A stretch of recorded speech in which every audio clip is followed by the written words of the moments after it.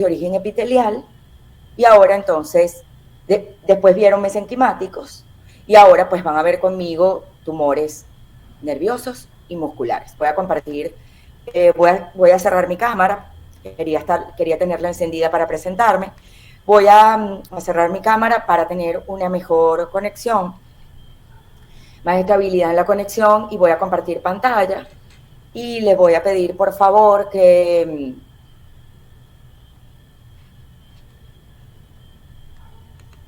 me confirmen si la pueden ver. Permítanme un segundo.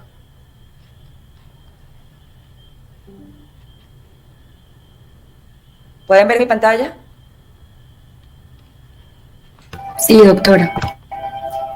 Excelente. Entonces, bueno, vamos a estar desarrollando en esta clase tumores de naturaleza benigna y tumores malignos. Y vamos a ver que existen distintos tipos celulares que conforman el complejo muscular de nuestro cuerpo y también existen distintos tipos celulares que conforman las estructuras nerviosas de nuestro cuerpo. Entonces, vamos a comenzar con las neoplasias musculares.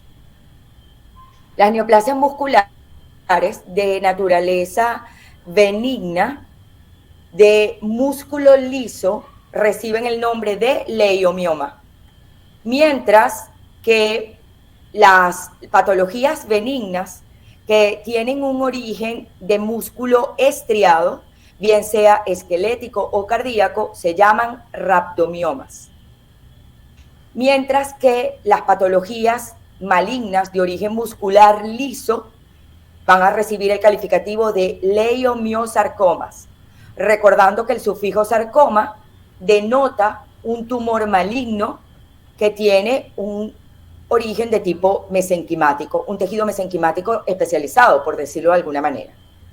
Ahora, los tumores malignos de origen muscular estriado van a recibir el nombre de rhabdomiosarcoma, conservando la misma regla de nomenclatura, que el sufijo sarcoma denota un tumor maligno que no es de origen epitelial, sino de un tejido conectivo especial o especializado. Vamos a comenzar con el leiomioma. El leiomioma es un tumor benigno y deriva de células musculares lisas. Como ven, Doctora, disculpe la interrupción. No se ven sus diapositivas. ¿Perdón? No se ven sus diapositivas, solamente se ve como que le dio la opción de compartir pantalla, pero no se observan las diapositivas. Se ve que está como en una página de internet, pero no se ve el Word o el PowerPoint. Ajá, permítame un segundo para ver qué está pasando.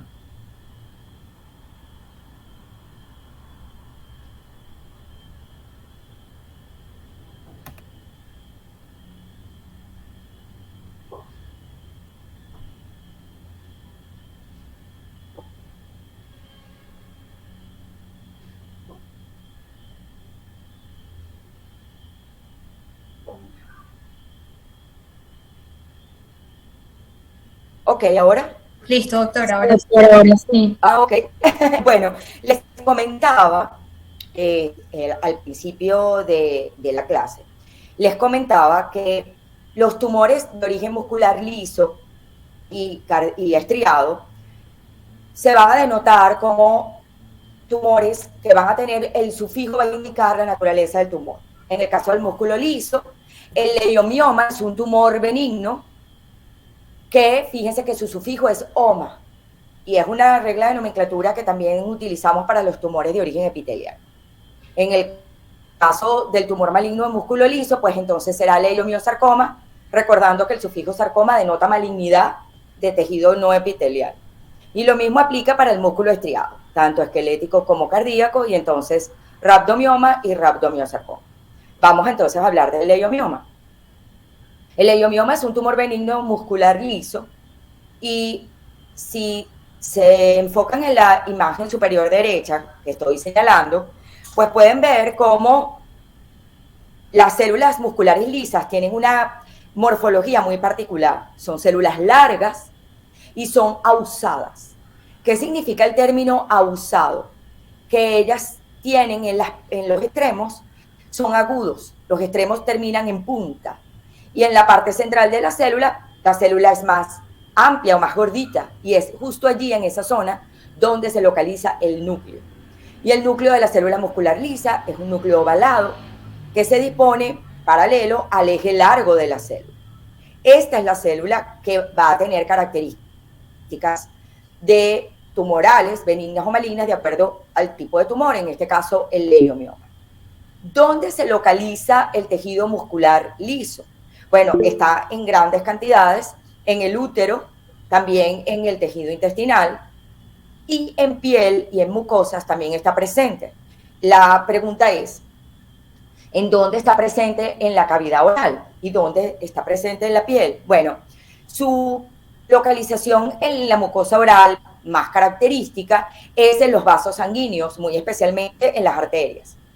Debemos recordar que las arterias tienen, de acuerdo obviamente a su calibre, tienen entre 2 y 3 túnicas o capas concéntricas que conforman la pared del vaso. En las arterias de mediano y mayor calibre, esas 3 túnicas están muy claramente definidas y vemos cómo la túnica media está constituida prácticamente en su totalidad por fibras musculares lisas. Eso significa que cualquier tumor de este tipo se puede formar en cualquier parte de la boca, porque hay vascularidad en toda la mucosa oral. Entonces, a pesar de que hay ciertas predilecciones anatómicas de este tumor, hablando desde el punto de vista bucal, pues debemos tener presente que puede desarrollarse el tumor en cualquier zona anatómica. Esto es una fuente de origen de tejido muscular liso, pero tenemos también otra en la lengua. Recordando que la cara dorsal de la lengua tiene una zona posterior, que es la B lingual, que separa la lengua móvil de la lengua fija, y esas papilas, llamadas papilas caliciformes, que se encuentran en número de 9 u 11, conformando la B lingual, ellas tienen en su composición muy cercana en el tejido conectivo, tienen gran cantidad de fibras musculares lisas. Eso quiere decir que la lengua es una zona, sobre todo en el área media y posterior, es una zona vulnerable para el desarrollo de este tumor.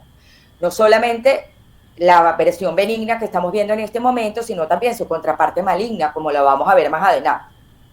Pero además no debemos olvidar que hay individuos en donde se producen defectos del desarrollo, en la etapa de la morfodiferenciación o la morfogénesis. Entonces, en esas circunstancias pudiera eventualmente un individuo tener tejido muscular liso heterotópico en alguna zona de la boca. Y esa también podría ser una fuente de un tumor muscular liso, ¿ok? Benigno o maligno. Esos tejidos que se desarrollan en áreas anatómicas donde no deben estar normalmente se conocen como tejidos ectópicos o heterotópicos, ¿ok? Entonces, ¿cuál es el comportamiento epidemiológico de este tumor benigno? Bueno, es muy raro en cavidad oral. Fíjense que lo que se considera más o menos de prevalencia es un 0,5%. Esto es un porcentaje verdaderamente muy bajo. Sin embargo, hay gran cantidad de casos de leiomiomas reportados en la literatura y se conoce bastante bien sus características clínicas, histopatológicas y otras características propias del tumor. No hay predilección por género, se presenta indistintamente en hombres y mujeres, y hay cierta predilección por la cuarta década de la vida, siendo entre los 40 y los 49 años las edades más típicas en que aparece. Localización. Como lo dije previamente, el área más afectada es la lengua, sobre todo el dorso lingual, pero eventualmente también podemos encontrar leiomiomas en paladar duro y mejillas, ¿ok? Esas son sus zonas más típicas dentro de la boca. ¿Qué vamos a ver desde el punto de vista clínico? Bueno, vamos a ver, esto obviamente es una lesión en términos desde el punto de vista clínico de comportamiento excesivo, agresivo, está invadiendo gran parte de todo lo que es la lengua en este paciente pediátrico. Pero hay algo importante que hay que tener presente, no solamente de este tumor, sino de todos los que vamos a ver en esta clase, y es que tienden a comportarse, su crecimiento es de naturaleza submucosa. ¿Qué significa eso? Que es un tumor que está creciendo en la profundidad, y entonces cuando lo vemos una lesión de características nodulares, que obviamente crece tanto que llega a verse clínicamente y por supuesto llega a afectar distintas áreas anatómicas cercanas a la zona específica donde apareció, ¿ok? Entonces, estamos viendo aquí, por ejemplo, una lesión tumoral o submucosa verdaderamente muy grande que tiene un aspecto lobulado. Su superficie, a pesar del tamaño, se mantiene intacta, no vemos úlceras en este tumor en su superficie. Regularmente, el leiomioma es una patología asintomática, es decir, el paciente dice, bueno, más allá de que me molesta porque tiene un gran tamaño o porque me lo muerdo o porque hace presión en otras zonas anatómicas de la boca, pues no genera dolor realmente, sino incomodidad. El crecimiento es lento. Cuando vemos una lesión como esta que tenemos en la pantalla, que es muy grande y que obviamente al ser un paciente pediátrico su crecimiento fue acelerado, pues estamos en presencia de un tumor benigno que se está comportando agresivo, indudablemente. Cuando palpamos una lesión tipo leiomioma, generalmente son firmes a la palpación y es muy raro que excedan los 2 centímetros de tamaño. Por eso es que cuando vemos tumores de este tipo, con este comportamiento clínico, generalmente los autores buscan publicarlos en la literatura para que se vean comportamientos atípicos del tumor. ¿Ok? Vean acá otra localización, en este caso en labio superior, en la parte media del labio superior, y fíjense cómo la lesión es una lesión de naturaleza tumoral, más bien nodular, está creciendo, se nota que es una lesión que viene de la profundidad y está, por supuesto, generando desplazamiento de los tejidos superficiales, y vemos cómo la lesión, por supuesto, incluso va más allá de lo que es la anatomía normal del labio superior y arropa prácticamente parte del labio inferior. Características clínicas, bueno, es una lesión que no está ulcerada en su superficie, mantiene un color similar al de la semimucosa labial adyacente y probablemente si lo palpamos es de naturaleza firme. No es blando, no es fluctuante, no es duro, es firme. Recuerden que aquí lo que está proliferando son células musculares lisas y esas células tienen, al ser alargadas, pues se comportan muy similar a una fibra colágena y por eso generalmente a la palpación son firmes. Veamos otra localización, en este caso en encía vestibular posterior, vemos un aumento de volumen, de característica también de aspecto nodular, que está localizado en la parte maxilar posterior. ¿Ok? Entonces, cuando nosotros vemos una lesión de este tipo, pues es raro que pensemos en un leiomioma. Seguramente nos vamos a plantear otra serie de diagnósticos y allí la importancia de la biopsia, porque indudablemente, después de descartar una lesión de origen odontogénico, pulpar o periodontal, pues hay que considerar la opción de que sea una lesión tumoral. Indudablemente hay que tomar biopsia. ¿Con qué vamos a hacer diagnósticos diferenciales para un leiomioma? Con un fibroma traumático, lesión muy frecuente de la cavidad oral que todos conocemos, con un neurofibroma, que es una patología de origen nervioso, que la vamos a ver en esta clase más adelante, al igual que el leiomiosarcoma. Tenganlas presentes ambas porque son diagnósticos diferenciales, todas ellas entre sí, ¿ok? Así que ténganlo como una regla de memotécnica para que recuerden que si hay alguna pregunta de este tipo en el examen, pues todas ellas fungen como diagnósticos diferenciales unas de las otras, ¿ok? Bien, ¿qué pasa cuando tomamos una biopsia de un leiomioma? Podemos tener 3 presentaciones histopatológicas, que es lo que se conocen como 3 variantes. Esto es algo que ha establecido la Organización Mundial de la Salud por las características que puede mostrar el tumor al microscopio. Existe la forma clásica del leiomioma, que se conoce como leiomioma sólido, en donde vemos una gran cantidad de células musculares lisas que están proliferando sin cambios atípicos y se disponen como de forma paralela unas a las otras, llevando como un mismo recorrido, como un recorrido como de corriente de río. Eso es algo que van a escucharlo mucho en la clase, porque es un comportamiento común de las células tumorales que vamos a ver en esta clase. También tenemos otra presentación muy vascularizada, una gran proliferación de fibras musculares lisas, pero acompañadas de gran cantidad de vasos sanguíneos. En este caso, la Organización Mundial de la Salud recomienda diagnosticarlo como un angiomioma, es decir, un leiomioma vascular. Y tenemos una tercera variante histopatológica conocida como leiomioma epitelioide, y se llama así porque las células musculares lisas no se ven tan características como son ellas normalmente, cambian un poco su morfología y tienden a verse un poquito más gorditas, con abundante citoplasma, recordando un poco a las células epiteliales, de un citoplasma relativamente claro y un aspecto más poligonal. Por eso reciben el nombre de leiomioma epitelioide. La pregunta es, ¿hago la biopsia ¿qué pasa cuando me diagnostican uno, otro u otro? Bueno, el comportamiento desde el punto de vista terapéutico es el mismo. Siempre, siempre, siempre lo que debemos buscar es la eliminación quirúrgica de cualquier tumor que se desarrolle en cualquier parte del cuerpo. La boca no es la excepción. Obviamente van a ver en esta materia cómo muchísimos tumores lo que se busca es operarlo y a veces son inoperables, pero bueno, hay alternativas de terapia oncológica que buscan que el tumor sea accesible a la cirugía para después poderlo eliminar, ¿ok? Veamos histopatología más cercana o de mayor aumento. Bueno, vean cómo las células musculares lisas son largas, recuerdan como a fibras colágenas, se disponen paralelas, los núcleos son también alargados, recuerden que normalmente son ovalados y se disponen en la misma dirección del eje largo de la célula.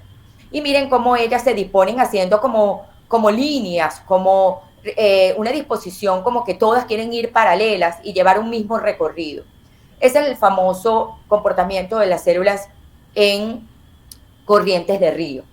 ¿Vemos atipia? No, vemos bastante homogeneidad en la celularidad, vemos núcleos bastante homogéneos, no vemos cambios celulares que nos preocupen, como hipercromatismo, pleomorfismo, pérdida de relación núcleo-citoplasma, no. Estamos viendo un tumor benigno, ¿ok? Ahora bien, hay circunstancias en que el patólogo puede confundirse y puede tener dudas y pensar, oye, estas células tan largas me recuerdan a las fibras colágenas. ¿Esto será realmente un fibroma traumático o será realmente un leiomioma?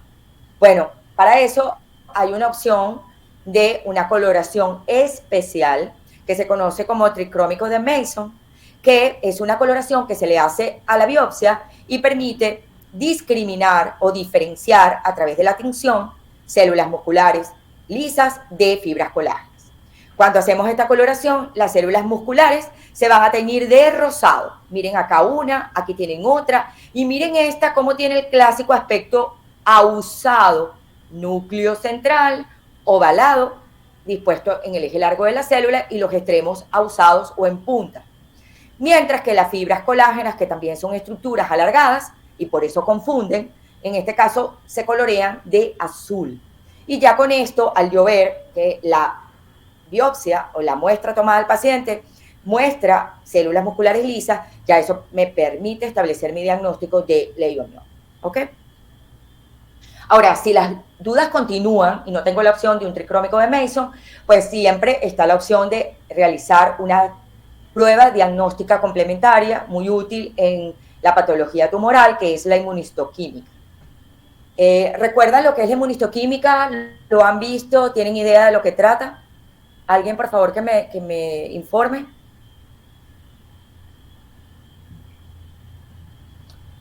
¿Qué es la inmunistoquímica? ¿Lo han estudiado antes?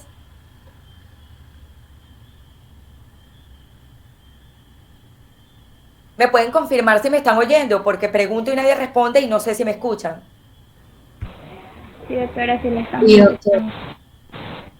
Ok, entiendo si nadie me responde que no saben lo que es una inmunistoquímica. Es un estudio de diagnóstico que se hace en pacientes que tienen lesiones tumorales en las cuales hay dificultad para identificar el tejido de origen, la célula, el origen de la célula. Entonces, se trata de hacer un estudio donde se identifique una proteína propia del tipo celular. En el caso del músculo, tanto el músculo liso como el músculo estriado, tienen en la célula, en su constitución, una proteína llamada vimentina. Y con la inmunistoquímica se puede poner en evidencia si está presente o no esa proteína. En este caso, lo que ven aquí es una imagen de inmunistoquímica donde se ven células en donde el citoplasma se ve teñido o marcado de color marrón. Ese es el color estándar para todas las inmunistoquímicas. Y esto lo que indica es que hay positividad. Y por ende, al haber positividad a la vimentina, ya este estudio permite confirmar que se trata de un tumor de músculo liso, ¿ok? En este caso benigno por las características celulares. Doctora, disculpe, buenas noches. Es decir, cuando hay dudas en qué tipo de cáncer o qué lesión se esté presentando cancerígena, ¿se realiza esta prueba? Claro que Junto sí. con las otras, Es una prueba solamente esta. Disculpa, no te Ajá. escuché porque hablé No, en disculpe el usted, mismo doctora. momento. O sea, quiero saber, ¿se hace directamente esta prueba inmunohistoquímica o puedo realizar Sí, las anteriores? no, Ajá. siempre, siempre se hace la histopatología con la coloración universal de eosina y hematoxilina, siempre, para diagnosticar cualquier patología del cuerpo, cualquiera. Siempre se usa eosina y hematoxilina. Se decide hacer inmunistoquímica o cualquier otra coloración especial cuando el patólogo quiere confirmar 100% su diagnóstico o cuando tiene dudas. Porque, ¿cuál caracteriza el cáncer? El cáncer lo que lo caracteriza, o los tumores, en el caso del tumor benigno no, pero cambiando progresivamente su aspecto y va tornándose cada vez más embrionaria. Y cuando va perdiendo sus características morfológicas propias del tejido al que pertenece, al patólogo le resulta muy difícil ver el origen celular, o sea, tener idea de dónde deriva esa célula. Y entonces la inmunistoquímica allí es maravillosa, porque al identificar una proteína propia de un tipo celular en particular, ya si da positiva para esa proteína en particular, pues ya el patólogo sabe, bueno, sí, esta célula es de origen muscular, esta célula es de origen epitelial, esta célula es de origen óseo o es de origen nervioso. Y entonces, eso hoy por hoy, la inmunistoquímica es un estudio sumamente importante y de uso muy común porque los patólogos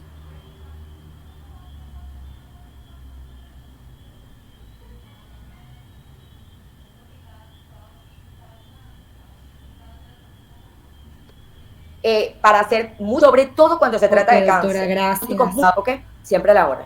Bien, entonces, ¿cuál es el tratamiento para el leiomioma? Bueno, como lo dije en un principio, siempre el objetivo frente a un tumor, sea benigno o maligno, es la opción terapéutica quirúrgica. Debemos eliminarlo, siempre se deben eliminar las lesiones tumorales con cierto margen de tejido aparentemente sano, aunque sepamos ya que se trata de un tumor benigno, ¿ok? Y en el caso muy puntual del leiomioma, las recidivas son verdaderamente muy raras. No es común que después de hacer la eliminación quirúrgica, el tumor vuelva a aparecer. Y una de las razones de que esto es raro es porque las lesiones tumorales, en el caso del leiomioma, benignas, pues generalmente tienen una cápsula de tejido conectivo fibroso a su alrededor que permite que el cirujano la elimine muy fácilmente.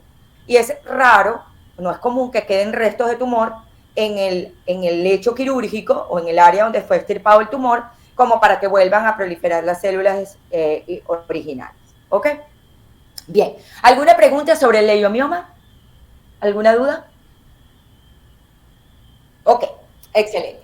Seguimos entonces. Ahora vamos a ver su contraparte maligna, que se llama leiomiosarcoma. ¿Ok? El leiomiosarcoma es una neoplasia que surgiendo de esta misma celulita ausada, muscular lisa, pero cuando vemos el tumor se comporta muy activo. Cuando lo vemos microscópicamente, vemos atipia, o sea, vemos cambios celulares sugestivos de malignidad. ¿Cuáles son sus predicciones anatómicas? Bueno, áreas donde hay más mucho. Pues la lengua siempre será una zona anatómica de predilección tanto para el benigno como para el maligno. Y bueno, esta diapositiva es para recordar su localización en la mucosa oral, en los vasos sanguíneos, en la túnica media, ¿ok? Y en la lengua, en las papilas circunvaladas que conforman la vela lingual. Y por supuesto, no olvidemos que puede haber tejido muscular por algún defecto de etapa del desarrollo. Comportamiento epidemiológico. Y vean, 10% de todos los sarcomas de tejidos blandos. Esto significa que no es tan raro, pero recuerden que este comportamiento epidemiológico lo estamos basando en el tal de sarcomas de tejido blando, a diferencia de la epidemiología que dimos del leiomioma, que se basaba en la probabilidad de que aparezca un leiomioma en la mucosa oral, la prevalencia de la patología en líneas generales, ¿ok? Sigue siendo este tumor maligno un tumor raro de la cavidad bucal. En realidad, este tumor es más frecuente en áreas anatómicas de nuestro cuerpo donde hay mucho músculo liso, como el útero, por ejemplo, como el sistema gastrointestinal. Esas son sus localizaciones realmente de predilección. Pero cuando se trata de cavidad oral, pues la lengua es una de las zonas más afectadas. No hay predilección por género y entre la quinta y la séptima década de vida son los momentos cumbres en los que aparece habitualmente este tumor cuando se desarrolla en cavidad oral. ¿Qué lo caracteriza? Bueno, también es una lesión de comportamiento submucoso o nodular.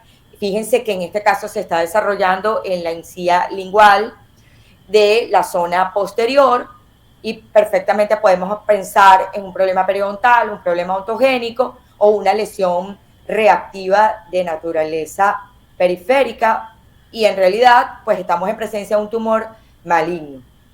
El crecimiento, a pesar de ser un tumor maligno, es lento y como todo tumor maligno al fin, es un tumor infiltrante.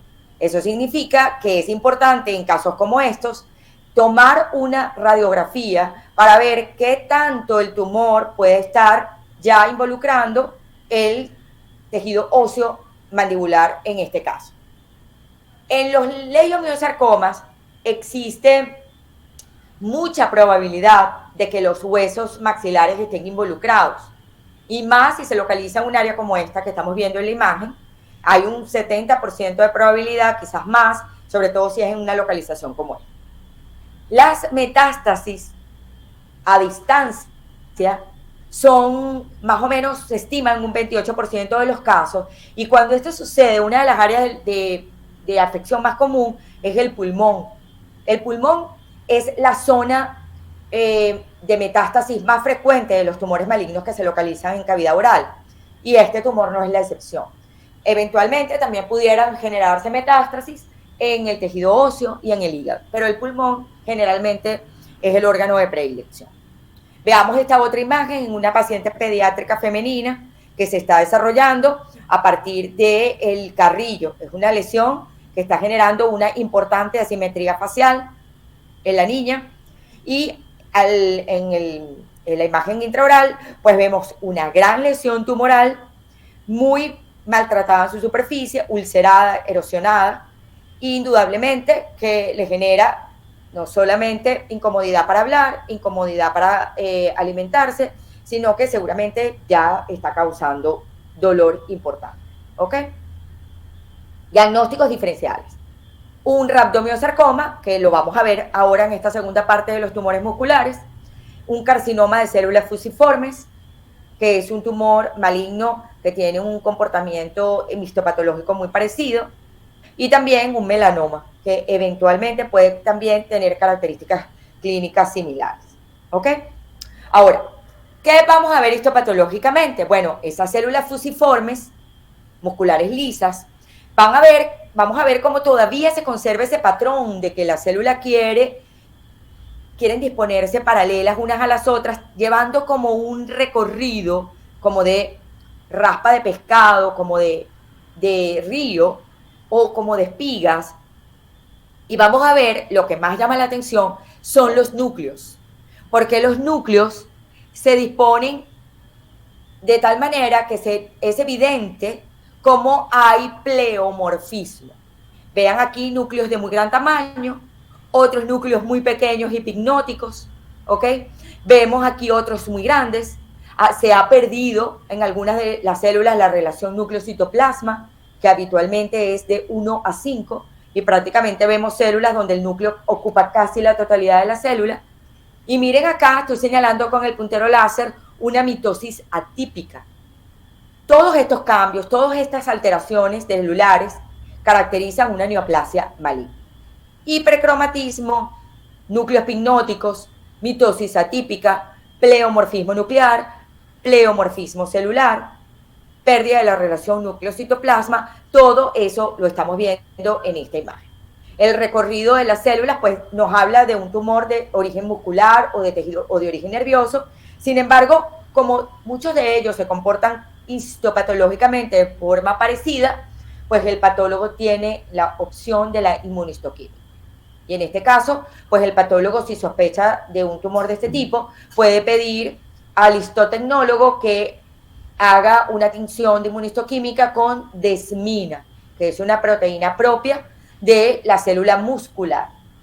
Cuando vemos la tinción tan marcada en todas las células de color marrón o color pardo, eso indica positividad para la desmina y ya el patólogo puede diagnosticar con toda certeza que se trata de un tumor maligno de músculo liso. ¿Ok? Ahora, ¿qué debemos hacer con este paciente? Pues este paciente debe ser derivado a cirugía oncológica y a un oncólogo médico para que se defina las pautas a seguir. En líneas generales, el tratamiento es quirúrgico, debe ser una cirugía amplia y por supuesto se deben incluir aquellos ganglios linfáticos que se determinen que están involucrados o que están positivos en el tumor o que estén comprometidos. Este es un tumor radiosensible, eso significa que como terapia adyuvante a la cirugía se puede indicar radioterapia al paciente para controlar que cualquier célula tumoral que haya quedado en el lecho o en los alrededores o en el área quirúrgica pues pueda ser destruida a través del tratamiento oncológico radioterapia. ¿Ok? Bien. ¿Alguna pregunta en relación al leiomyosarcoma? ¿Alguna duda? Excelente. Entonces vamos a hablar ahora del rhabdomioma. No, el rhabdomioma es un tumor benigno, también de origen muscular, pero en este caso es de músculo estriado. Recuerden que el músculo estriado se divide o se clasifica en músculo estriado cardíaco y músculo estriado esquelético. De ambos tipos de músculo estriado es el cardíaco el que más frecuentemente se ve involucrado en tumores de este origen benigno, es decir, los rhabdomiomas son más comunes en el corazón. Comportamiento epidemiológico. Los rhabdomiomas constituyen el 2% de todas las neoplasias de origen muscular. Y hay algo muy interesante aquí, y es un comportamiento epidemiológico inusual, y es que el rhabdomioma es menos frecuente que su contraparte maligna. Eso no es común. Por lo general, los tumores benignos son más frecuentes que su contraparte maligna, pero aquí esto es un tumor de excepción en este sentido. Tiene predilección por hombres en una edad adulta mayor, 50 años promedio, y por lo regular el tejido muscular que más frecuentemente se afecta es, ya sabemos que el cardíaco, pero del músculo esquelético, el músculo que se localiza en el área axilar, cuello, laringe, estómago, útero y vulva. Esas son sus localizaciones preferenciales y cuando se trata de cavidad oral, pues la lengua, el piso de boca y el paladar blando son localizaciones de preferencia. Porque son áreas anatómicas de la boca donde hay tejido muscular importante. La lengua, de hecho, es prácticamente un órgano muscular. En el piso de boca encontramos el músculo emiloideo que separa la cavidad oral del área cervical. Y en el paladar blando, pues tenemos gran cantidad de musculatura estriada, que contribuye en muchísimas funciones relacionadas a la cavidad oral, masticación, deglución y otras funciones. ¿Ok? ¿Qué caracteriza clínicamente un rhabdomioma? Bueno, es una lesión que generalmente es nodular, es decir, una lesión que está creciendo de la parte submucosa, de la profundidad. Como llega a desarrollar gran tamaño, pues desplaza los tejidos superficiales y es un tumor de crecimiento lento. Y esto es un problema porque generalmente el paciente puede notar algún aumento de volumen, pero no le presta mayor atención porque la lesión se está portando bien, o sea, no está siendo agresiva. Y además no duele. Eso es otro factor que hace que el paciente acuda tardíamente a tratamiento. En este caso no es tanto el problema porque es un tumor benigno, pero hay potencialidad siempre de que un tumor benigno en el tiempo se transforme en uno maligno. Siempre hay riesgos. Entonces, eso es un problema de educación. Hay que educar a nuestros pacientes en el sentido de que cualquier situación anormal que note en su boca, cambio de tamaño, cambio de color, cambio de consistencia, debe ser investigado y biopsiado inmediatamente. ¿Ok? Generalmente están muy bien delimitados y a la palpación son firmes, al igual que los leiomiomas. ¿Ok? Porque recuerden que aquí lo que están proliferando son fibras fibras musculares, en este caso esqueleto. ¿Ok? Vean esta otra imagen clínica, en este caso es una lesión tumoral que se está desarrollando a partir del músculo estriado de la lengua, y miren el gran tamaño que ha llegado a desarrollar. Esto es algo que indudablemente le debe estar generando importante incomodidad al paciente. Y miren acá un tumor también desarrollándose, pero a partir del músculo estriado miloideo, que se localiza aquí en la zona del piso de la boca. ¿Ok? Diagnósticos diferenciales. Bueno, para una lesión como la que vimos en la lengua, pues el fibroma traumático es un excelente diagnóstico diferencial, al igual que el leiomioma y el tumor de células granulosas. También podemos tener presentes tumores de glándulas salivales, sobre todo cuando se localizan en la zona cervical, y quiste dermoide, quiste epidermoide de igual manera, porque son lesiones que se localizan en estas áreas de manera característica. Por eso son importantes diagnósticos diferenciales de rhabdomiomas que se puedan estar desarrollando a partir, por ejemplo, del músculo miloideo. ¿Ok?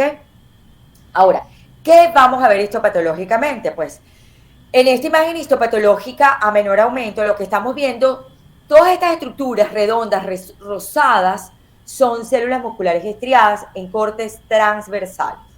Recuerden que las células musculares son células largas, que son multinucleadas, y que cuando las vemos en cortes transversales se ven redondeaditas, ¿ok?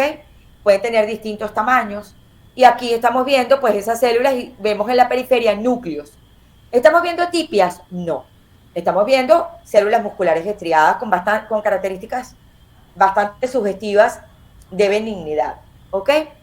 Ahora, cuando vemos un tumor de este tipo con las fibras musculares estriadas en cortes longitudinales, eso nos permite ver muy claramente la estriación transversal característica de estas células. Recuerden que las células musculares estriadas tienen miofilamentos de actina y miosina que se intercalan para permitir el comportamiento de la constricción y la relajación de la fibra muscular. Entonces estamos viendo una fibra muscular en corte longitudinal y vemos la estriación transversal típica o característica. No estamos viendo ningún cambio sugestivo de malignidad. Y en estas dos células que vemos acá, en cortes transversales, estamos viendo también los miofilamentos, pero no los estamos viendo en su comportamiento transversal, sino que lo estamos viendo en un corte de los miofilamentos, en un corte transversal. Y por eso lo vemos como puntos o como gránulos dentro de la célula. ¿Ok? No estamos viendo atipia, pues estamos en presencia de un tumor benigno. Si el patólogo tiene duda o quiere confirmar al 100% su diagnóstico, tiene la opción de la inmunistoquímica y lo puede hacer a través de la identificación de la desmina, que es una proteína propia del tejido muscular. Y fíjense la positividad, es decir, vemos cómo las células están fuertemente teñidas de color marrón, lo que indica positividad para desmina, por ende es un tumor de origen muscular, en este caso estriado. ¿Ok? ¿Se comprende esto? ¿Alguna pregunta? ¿Todo no, bien? Doctora. Bien, tratamiento quirúrgico. Y a pesar de ser un tumor todo. benigno, pues se deben tomar márgenes siempre. Eso es una conducta quirúrgica estándar, porque pues se trata de un tumor y hay que prevenir a toda costa la recidiva, porque hay un comportamiento bastante común, y es que los tumores benignos, cuando recidivan, aumenta su probabilidad de malignización. Eso es una premisa que se reconoce en tumores. Por eso las cirugías deben ser con márgenes amplios, y realmente las recidivas no son comunes. Al ser un tumor benigno, pues al cirujano le resulta un procedimiento quirúrgico bastante sencillo de realizar. Bien, vamos a ver ahora su contraparte maligna, el rhabdomyosarcoma. Este tumor maligno de músculo estriado se considera el tumor maligno más común en la infancia de los sarcomas de tejido blando. Es un tumor que no es frecuente en cavidad bucal, pero vamos a ver que existe una variante histopatológica donde sí se puede presentar en cavidad oral o en la zona del seno maxilar. Eso lo vamos a ver con más detalle más adelante. Esas variantes pues representan un 40% de los rabdomiosarcomas que se desarrollan en cabeza y cuello, con un ligero predominio por varones, por hombres, ¿ok? Vamos a ver el comportamiento epidemiológico. Por lo regular, los rabdomiosarcomas que se desarrollan en el área de cabeza y cuello tienen predilección por el paciente pediátrico, por niños, mientras que los rabdomiosarcomas que se desarrollan en musculatura estriada de las extremidades u otra localización del cuerpo generalmente se desarrollan en adultos. Existen 4 tipos de rabdomiosarcomas de acuerdo a sus características microscópicas. Puede ser pleomórfico, alveolar y los que más se relacionan a cavidad oral, el embrionario y el botrioide, que es una variante histopatológica del embrionario. Vamos a ver detalles de cada uno de ellos.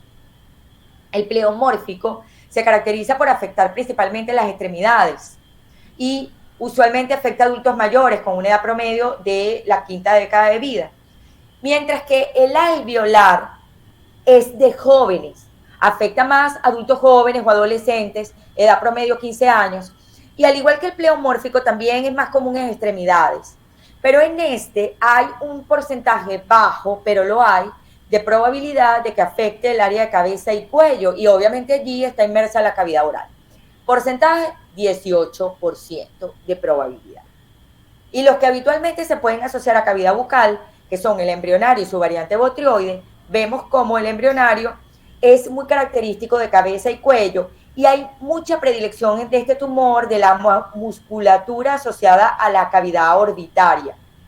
Afecta a bebés, niños desde los meses de nacido hasta los 16 años, jóvenes, adultos jóvenes o adolescentes más bien, con un promedio de 6 años. Ahora, la variante botrioide es interesante porque es muy común que afecte el área de la nasofaringe y también puede afectar seno maxilar. Por eso es que hay que estar muy atento a lesiones que se desarrollan en el seno maxilar, sobre todo en niñitos, porque hay probabilidad de que se trate de un rabdomiosarcoma de tipo botrioide, ¿ok? Vamos a ver sus características clínicas. Se presenta como una lesión tumoral deformante que genera importante asimetría facial, dolor, dificultad para hablar, dificultad para tragar, divergencia ocular, sobre todo si el tumor se está desarrollando a partir de la musculatura orbitaria, y también obviamente desviación maxilar. Esto es un tumor que en la medida que más rápido crece, más posibilidad hay de que desplace estructuras dentarias. Vemos el comportamiento agresivo del tumor, vemos además cómo su superficie está ulcerada, ¿ok? Esto significa que el paciente está mordiendo el tumor con los dientes de las mandibulares, y además, con toda seguridad, el paciente tiene mucha incomodidad al momento de la alimentación y por supuesto también para hablar o cualquier función relacionada a la cavidad oral. Es muy importante en lesiones de este tipo que se vean ulcerativas, agresivas, socavantes, que indudablemente no tienen un buen aspecto clínico. Siempre es muy importante acompañar la clínica de un estudio radiográfico. Dependiendo de la localización de la lesión, pues decidiremos si haremos un estudio radiográfico panorámico o una radiografía oclusal, de acuerdo a la ubicación de la lesión, y eso con la intención de ver si el hueso subyacente pues está comprometido, ¿ok? Fíjense otra presentación de un rabdomiosarcoma, en este caso... Janet, disculpa, escribió Stephanie Viloria que tiene una duda. Ajá, Stephanie. Stephanie. Pueden interrumpir cuando quieran, no hay ningún problema. No es... Recuerden activa tu micrófono, Stephanie. Es que no tiene micrófono, dice. Okay. Esas lesiones, ¿cuál es tu duda, Stephanie? Redáctala y yo la puedo leer.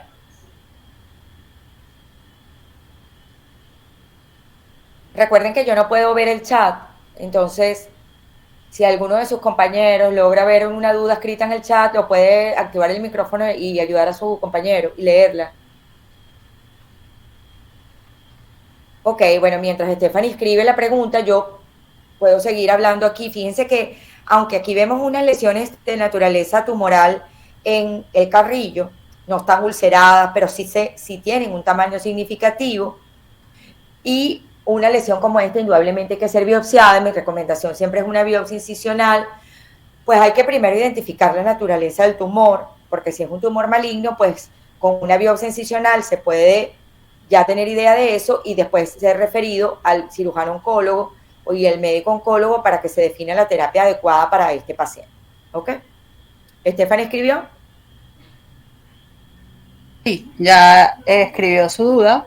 Dice, esas lesiones, ¿el tratamiento suele ser multidisciplinario o con un cirujano o solo es el patólogo quien las trata? Es una buena pregunta. No hemos llegado al tratamiento, pero bueno, ya he ido mencionando anteriormente que cuando el tumor es maligno, ese paciente, una vez se hace el diagnóstico, debe ser derivado al cirujano oncólogo y al médico oncólogo. Porque el cirujano oncólogo será, por supuesto, el profesional responsable de eliminarla quirúrgicamente, si es accesible quirúrgicamente. Pero, permítame un segundo, ya va.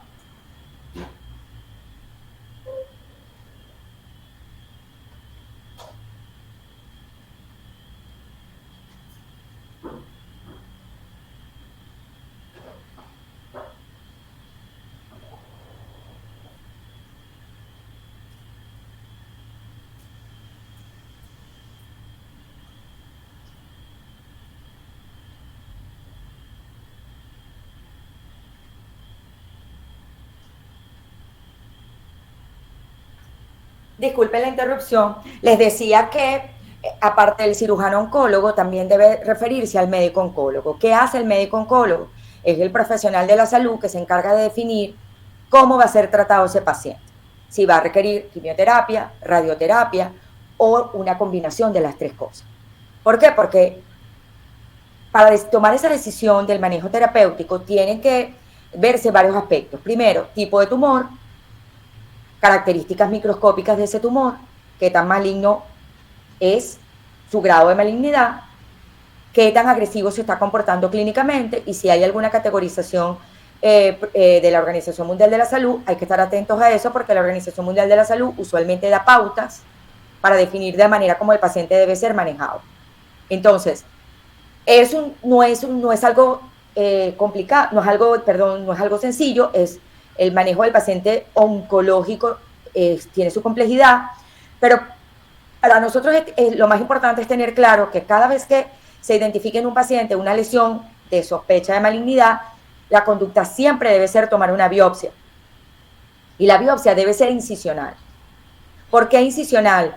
Porque necesitamos tener primero un diagnóstico para que después se tome la decisión de cómo se va a manejar el caso. El patólogo, su única responsabilidad será el diagnóstico, pero el manejo terapéutico lo definirá ya el médico oncólogo junto con el cirujano oncólogo. ¿Respondo a tu pregunta?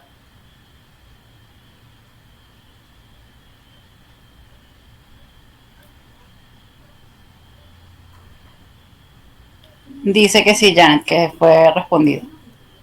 Maravilloso. Entonces, seguimos. Fíjense, desde el punto de vista histopatológico, como hay 4 variantes de rhabdomyosarcoma, eso significa que desde el punto de vista microscópico son distintas. Vamos a empezar por el pleomórfico. El pleomórfico se llama así por la gran variabilidad en el aspecto de las células. Es un tumor sumamente pleomórfico en cuanto a la morfología celular. Miren esta célula qué grande, su núcleo. Miren esta qué pequeño. Miren este qué pignótico, chiquito y muy teñido, intensamente teñido.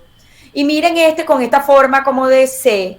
Es decir, hay una gran diversidad de formas de la célula y su núcleo. Eso se llama pleomorfismo. Mientras más pleomórfico es un tumor, más agresivo se comporta y por ende eso significa que las expectativas de vida de ese paciente probablemente estén comprometidas. Eso es pronóstico, ¿ok? De vida. Entonces, el rhabdomyosarcoma pleomórfico es de los más agresivos de los 4, ¿ok? Ahora, si yo tengo duda del diagnóstico, pues tengo la opción de la inmunistoquímica y siempre buscando la identificación de la proteína desmina, que es una proteína característica del tejido muscular. Y ya de esta manera podré confirmar al 100% el diagnóstico y ya entonces el paciente podrá ser derivado al médico oncólogo para manejar la conducta terapéutica. Ahora, el segundo tipo, que se llama alveolar, se llama así por el comportamiento de las células. Las células tienden a disponerse como si se formaran espacios que recuerdan a los alvéolos pulmonares. Por eso el tumor se llama así. Miren aquí cómo hay como unos tabiques de fibras que están formando como espacios huecos que recuerdan a los alvéolos pulmonares. Y además de esos tabiques de fibras se desprenden unas células redondas, pequeñitas, oscuras, que pareciera como que guindan o gotean de esas áreas fibrosas, ¿ok? Y del lado derecho tenemos una imagen relativamente parecida. Miren cómo hay como fibras que dejan como espacios entre ellas y allí se ubican esas células redonditas, oscuras y pequeñas que son las células tumorales, ¿ok? En el caso del alveolar. ¿Tenemos duda? Pues puedo confirmarlo a través de la desmina o la vimentina. Ambas son proteínas propias del tejido muscular y su positividad me indicará que la célula maligna, el origen es el tejido muscular, ¿ok? Ahora, el embrionario, que es de gran interés para nosotros porque es el que habitualmente afecta la cavidad oral, pues se caracteriza por ser un tumor donde hay una proliferación de células que son relativamente pequeñas, son redondas y en algunos casos se ven como más alargaditas, como las vemos aquí. Sus núcleos, tumor maligno al fin, son núcleos que se tiñen muy fuertemente con el colorante de la metoxilina, por eso se ven muy hipercromáticos, porque hay mucha actividad de división celular, hay mucha mitosis, y eso hace que la cantidad de ADN aumente, y por eso se tiñen intensamente los núcleos, ¿ok? El pleomorfismo no es tan marcado como en la variante pleomórfica, pero sí vemos células muy pequeñas, otras muy grandes, hay pleomorfismo moderado. Y miren acá una mitosis atípica. ¿Qué significa mitosis atípica? ¿Alguien lo puede recordar?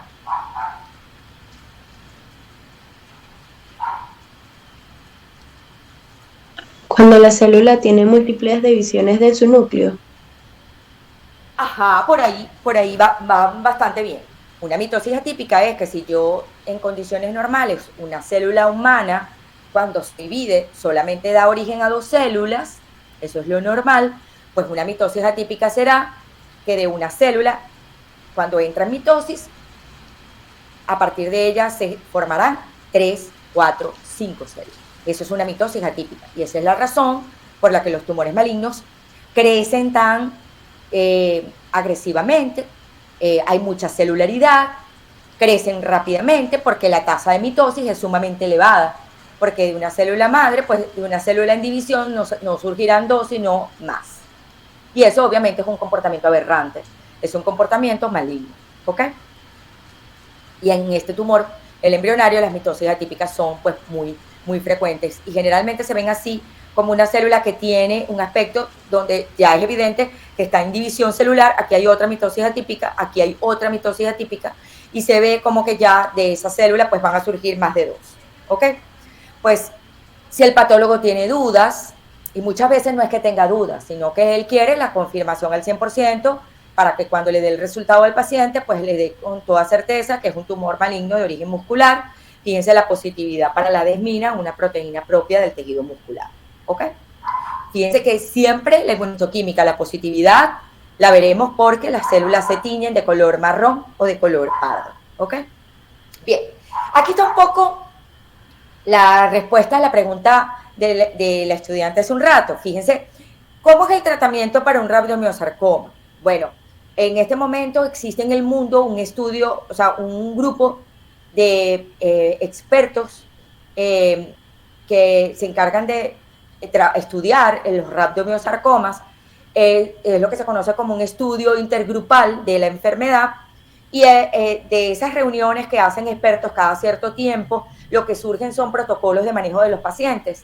Y de este estudio intergrupal, pues ellos han sugerido que es importante que se defina la terapia del paciente basado en el tipo histológico. Recuerden que hay 4 tipos. Si hay o no metástasis en el paciente, si los ganglios están comprometidos, si hay o no márgenes positivos de tumor después de la cirugía. Todo eso va a definir si el paciente va a requerir radioterapia o quimioterapia o la combinación de ambas. Y más recientemente están surgiendo otras formas de tratamiento alternativo oncológicos, como la inmunoterapia también, y también hay vacunas de manejo oncológico en pacientes que lo que buscan es de alguna manera activar ese sistema inmunológico dormido en el paciente con un tumor, en donde la vigilancia antitumoral se ha perdido. Entonces, bueno, cada día van surgiendo más opciones de tratamiento para estos pacientes. ¿Ok? ¿Alguna pregunta sobre los tumores de origen muscular, benignos y malignos que acabamos de ver? ¿Alguna duda? Bien, vamos a continuar y vamos a desarrollar ahora los tumores benignos de tejido nervioso. Son todos estos tumores que ven aquí, no se asusten, los vamos a ir viendo, vamos a ir viendo todas sus características, pero vamos a ir rápidamente. Y de último vamos a dejar a la presentación maligna de tejido nervioso que se conoce como el sarcoma neurogénico. ¿Ok? Vamos a comenzar con el neurofibroma. El neurofibroma es una patología interesante porque existen 2 versiones de la forma como se puede presentar. Puede presentarse de una manera solitaria, es decir, una sola lesión, y la boca puede ser un área anatómica involucrada, o puede tener una presentación múltiple. Esta clasificación surge en 1963 por Clark y Meyer, que deciden dividir esta patología de esta manera. La forma múltiple es un síndrome bastante conocido que se conoce como síndrome de neurofibromatosis tipo 1, conocido también como enfermedad de von Recklinghausen, por quien lo describe por primera vez e identifica que es una patología donde hay una alteración en el cromosoma 17.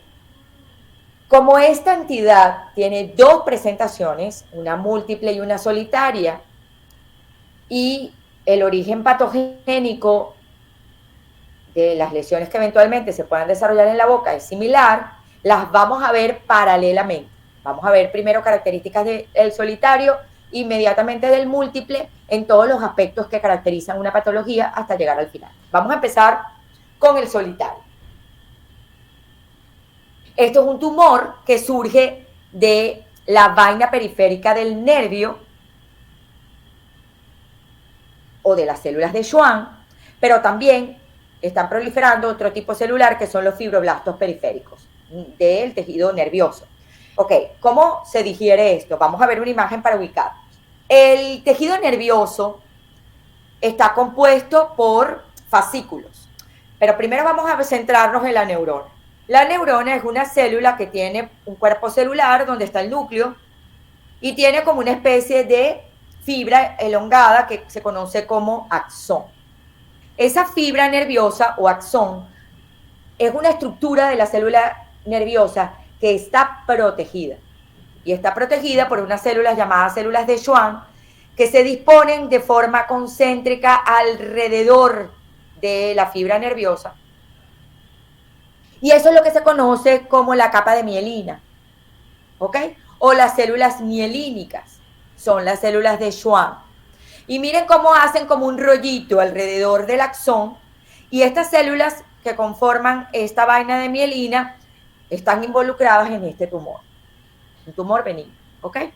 Pero no solamente están proliferando ellas, sino que también están proliferando fibroblastos que están presentes en esas zonas del tejido nervioso que separan a las fibras. Las fibras nerviosas se disponen en paquetes y entre ellas hay tejido fibroso que se llama perineuro, y cada uno de estos fascículos de fibras nerviosas conforman un nervio y también están rodeadas por un tejido conectivo fibroso que son las células perineuronales. ¿Qué células están proliferando en este tumor? Tanto las células de Schwann como los fibroblastos perineurales. ¿Ok?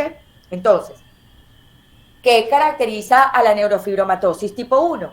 Bueno, la neurofibromatosis es un trastorno neurogenético, es un grupo de patologías que se caracterizan porque hay una afección que el paciente hereda y la hereda de una forma autosómica dominante. Son un grupo de patologías, son varios trastornos neurogenéticos. Dentro de ellos se ubica la neurofibromatosis tipo 1, que es la que estamos estudiando.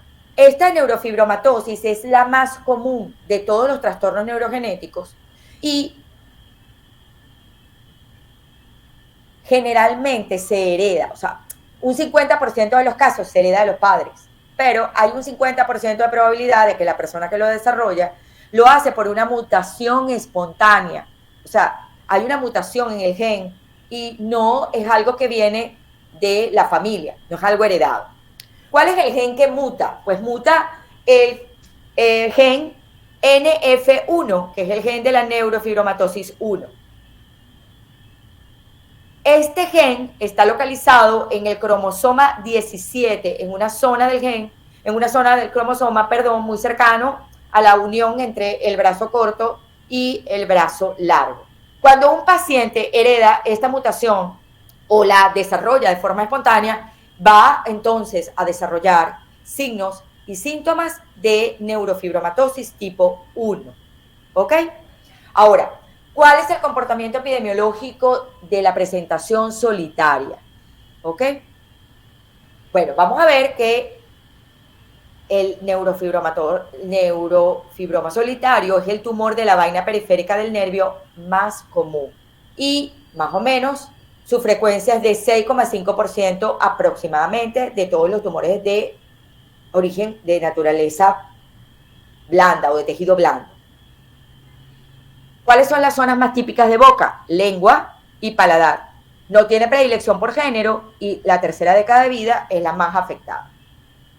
¿Qué lo caracteriza clínicamente? Seguimos con el solitario. Lo caracteriza un aumento de volumen de naturaleza nodular, eso significa que está creciendo desde la profundidad. No produce dolor a pesar de lo que uno piensa, porque ¿qué es lo primero que uno piensa? Si este es un tumor que se está desarrollando a partir de tejido nervioso, lo primero que uno piensa es que es una patología dolorosa y realmente no lo es. Solamente va a producir dolor si llega a desarrollar un tamaño muy importante como este y empieza a presionar estructuras anatómicas cercanas, ¿ok? Cuando lo palpo se puede sentir blando o firme, a diferencia de los que vimos antes, que son firmes, y debería ser una patología tumoral desplazable porque es benigna, ¿ok? Recuerden que las patologías malignas son las que no se desplazan porque están creciendo de manera infiltrativa y se adhieren a los planos profundos. Vean otra presentación, en este caso en paladar, que es una localización bastante común. Y su aspecto es nodular, se nota que la lesión viene de la profundidad, no es algo que se está desarrollando de la superficie mucosa o del epitelio, ¿ok? En este caso, pues se está desarrollando de las fibras nerviosas que están localizadas en la mucosa del paladar. Ahora, ¿qué caracteriza desde el punto de vista clínico a la neurofibromatosis múltiple? Bueno, al ser un síndrome, hay muchos síntomas clínicos que lo acompañan. El más importante de ellos es que el paciente tiene múltiples neurofibromas, que son estas lesiones de aspecto nodular que se desarrollan en la piel, en este caso en el paciente en la frente, pero pueden estar localizados en todas partes del cuerpo. Además, también pueden haber áreas como masas difusas que están creciendo sin este aspecto nodular, sino que es como un crecimiento difuso, puede aparecer en cualquier zona del cuerpo, de la piel. Y también las famosas manchas café con leche. Se desarrollan unas máculas de color marrón claro que pueden tener una distribución, sobre todo en la zona de la espalda, en la zona del tórax o de las extremidades. Y hay una premisa que dice que 7 manchas de este tipo o más son sugestivas de que el paciente puede tener una neurofibromatosis múltiple tipo 1, ¿ok? Además, todo esto se puede acompañar también de alteraciones nervioso central, alteraciones óseas, y son como lunares en zonas flexoras, como por ejemplo en la zona de las axilas, por detrás de las rodillas, en las zonas flexoras del brazo, y se conocen como efélides. Esas son señales características de la neurofibromatosis múltiple. Vean este paciente como tiene una gran cantidad de nódulos, ¿ok? Lesiones nodulares pequeñas o neurofibromas múltiples distribuidos en los brazos, la zona del pecho, el cuello y también en algunas áreas de la cara. ¿Qué pasa con la cavidad oral? La cavidad oral puede también desarrollar neurofibromas en un paciente con el síndrome. Miren esta imagen clínica de esta lesión tumoral en la encía vestibular, maxilar posteriormente, a biopsia para confirmar que se trate de una expresión del síndrome en cavidad oral. El problema de la neurofibromatosis y los neurofibromas que aparecen en el síndrome tiene que ver con en algunos casos crecen mucho, hay que eliminarlo quirúrgicamente, y si recidivan, aumenta la probabilidad de malignidad, y eso es algo de lo que hay que tener mucho cuidado con estos pacientes. Diagnósticos diferenciales: el neurilemoma, ¿ok?, que lo vamos a ver más adelante, un fibroma traumático y también un tumor de células granulares, que es un tumor que vamos a ver también a continuación, lo vamos a ver más adelante. ¿Qué vamos a ver desde el punto de vista histopatológico? Miren cómo las células nerviosas, tanto las células de Schwann como los fibroblastos perineurales, están proliferando, y miren cómo se disponen también como en fibras, como haciendo recorridos de corrientes de río, raspas de pescado, que no es otra cosa que como cuando se está comiendo un pescado, describe la literatura del aspecto clásico, o como si fueran como hojas, palmeras, o como, eso también tiene un nombre, así como espigas, y es un tumor de alta celularidad, es decir, recuerden que están proliferando dos tipos celulares nerviosos al paralelo, ¿ok? Si el patólogo tiene duda por el comportamiento de las células, ese recorrido como de corrientes de río, pues tiene la opción también de inmunohistoquímica. ¿Cuál es la proteína característica del tejido nervioso? Una proteína que se conoce como S100. Y esa es la proteína que vamos a buscar identificar en lesiones sospechosas de naturaleza nerviosa. Entonces se indicará una prueba inmunohistoquímica para S100. Y si vemos cómo las células se tiñen de color marrón, pues eso es positivo para S100 y es confirmatorio del diagnóstico, ¿ok? También hay una particularidad de las células, los fibroblastos del tejido periférico nervioso o del perineo, y es que las células tienden a disponerse como haciendo comas, se curvan y parece una coma, como el signo ortográfico. Miren aquí cómo la célula se curva, se pliega y da ese clásico aspecto que describe también la literatura. Esto para el patólogo es una señal de sospecha de un neurofibroma, y entonces si lo quiere confirmar, pues tiene la opción de S100 para la inmunohistoquímica. Tratamiento. El neurofibroma solitario, pues el tratamiento quirúrgico es una lesión única, y después de su eliminación quirúrgica la probabilidad de recidiva es muy rara, por ende el pronóstico es excelente. Cuando se trata de la neurofibromatosis múltiple, las características clínicas propias del paciente son lo suficientemente sugestivas para establecer el diagnóstico del síndrome. Sin embargo, se pueden hacer pruebas genéticas, por supuesto, ¿no?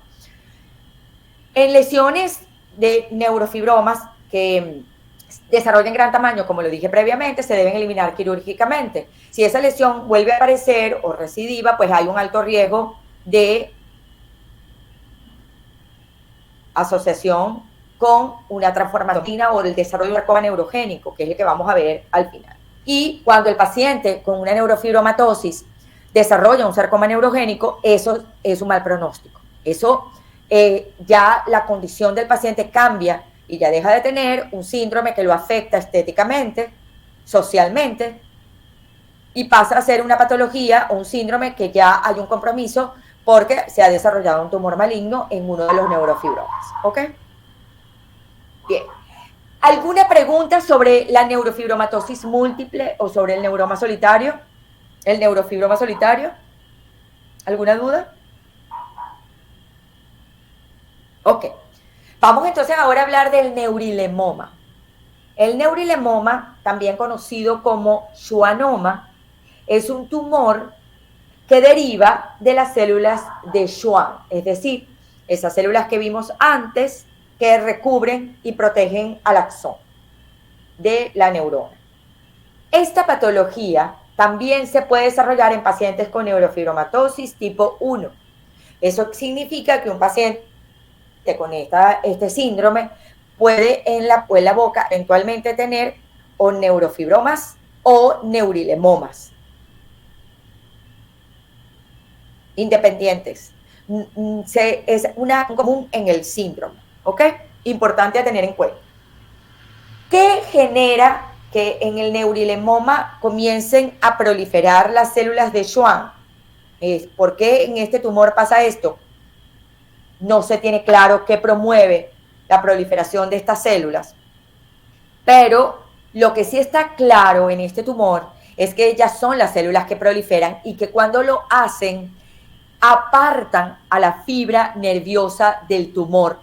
El tumor comienza a desarrollarse y a crecer, relegando a la fibra de la célula nerviosa. No se mezcla el tumor con el axón. Se desarrolla independientemente de él. ¿Ok? Eso es un comportamiento muy característico del tumor. ¿Qué lo caracteriza, valga la redundancia, epidemiológicamente? Bueno, pareciera que tiene ligera predilección por mujeres entre la segunda y la cuarta década de la vida y por la lengua. Pareciera ser la lengua la zona de predilección y también eventualmente pueden desarrollarse en piso de boca y paladar. Fíjense cómo hay como una tendencia en estas lesiones a afectar muy particularmente estas áreas anatómicas de la boca. Veamos, es un tumor que crece desde la parte profunda, es un nódulo submucoso que crece lento, su tamaño puede ser variable, ¿ok? Pero es lento. El tamaño que le vamos a ver en la lesión va a depender del momento en que el paciente acuda a recibir tratamiento. Si el paciente ya tiene un buen tiempo en que la lesión ha ido creciendo, pues probablemente lo veamos de un tamaño considerable, ¿ok? Pero en realidad, pues el tamaño va a depender del momento en que el paciente acuda a tratamiento. No genera dolor y eso probablemente tiene que ver con que el tumor se separa de la fibra nerviosa, son firmes a la palpación, inmóviles. Recuerden que es un tumor benigno. Miren cómo es evidente que aquí en el dorso de la lengua vemos un aumento de volumen y es evidente que el tumor está creciendo en la submucosa, es un nódulo y ya está generando cierta eminencia en la superficie, ¿ok? Que permite que ya sea visible al examen clínico. Es importante tener claro que el neurilemoma es un tumor que también puede tener una presentación intraósea, ¿ok? Entonces, muchas veces vemos lesiones radiolúcidas en los maxilares y nuestra sorpresa es que cuando hacemos biopsia, pues resulta ser un leiomioma. No es tan frecuente intramaxilar como lo es en la mucosa, pero debemos estar atentos a que esta presentación existe, ¿ok?